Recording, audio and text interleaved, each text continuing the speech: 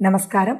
உங்க கல்பனா ஸ்ரீகாந்த். ஆகஸ்ட் மாசம் மகர ராசி மற்றும் மகர லக்ன அன்பர்களுக்கு எப்படி இருக்கும் அப்படின்றத இந்த பதிவில் பார்க்க போகிறோம்.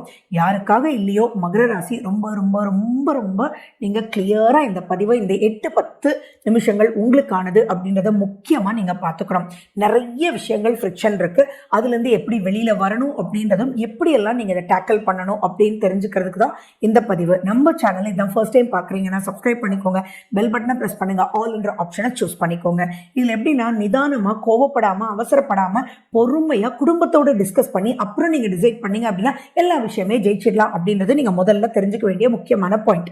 அடுத்தது உங்களுடைய சுய ஜாதகத்தில் இப்போ திசா புத்தி அந்தரங்கள் நல்லா இருந்தது அப்படின்னா அந்த அளவுக்கு பயப்பட வேண்டிய அவசியம் இல்லை. அப்படி இல்லை அப்படின்னா சுற்றி சுற்றி சுற்றி எல்லாமே நெகட்டிவாக பல விஷயங்கள் அங்கே இருக்குது அப்படின்றத நீங்கள் ஞாபகம் வச்சுக்கணும். ஒன்னொன்னா நான் தெளிவாக உங்களுக்கு சொல்லிட்டு வரேன். சரி, 2ஆம் வீட்டில் ராகு இருக்குது. அந்த 2ஆம் வீட்டு ராகு குரு பகவான் பார்க்குறார் அப்படின்றது நமக்கு மிகப்பெரிய கொடுத்து வச்ச வரப்பிரசாதம்.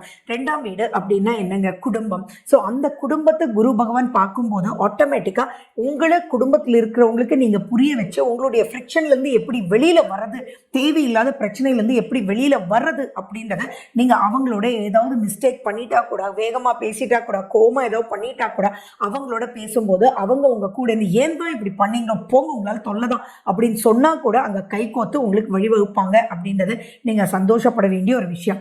அதே மாதிரி தேவையில்லாமல் நீங்களே மனசுக்குள்ள உலட்டிட்டே இருந்து தூக்கத்தை எல்லாம் தொலைச்சு தூக்கத்தை நீங்க விட்டு தேவையில்லாத ஓவர் திங்கிங்குள்ள போனீங்க அப்படின்னா ஆக்சிடென்ட்ஸ் நடக்கக்கூடிய வாய்ப்புகள் கூட அதிகமா இருக்கு. அதனால தூக்கத்தை தொலைக்கவே வேண்டாம், நல்லா தூங்குங்க. ஆரோக்கியத்துல ரொம்பவே நீங்க முட்டி பாதம் போன்ற வகையில ரொம்ப ரொம்ப கேர்ஃபுல்லா இருக்கணும். அலர்ஜி சம்பந்தமா வயிறு சம்பந்தமான பிரச்சனைகள் தேடி வரும். அதே மாதிரி இப்ப ரொம்பவே எரிச்சலை மூட்டக்கூடிய வகையில ரொம்ப இருக்கும். அதாவது நீங்க ஒரு ஜாப்ல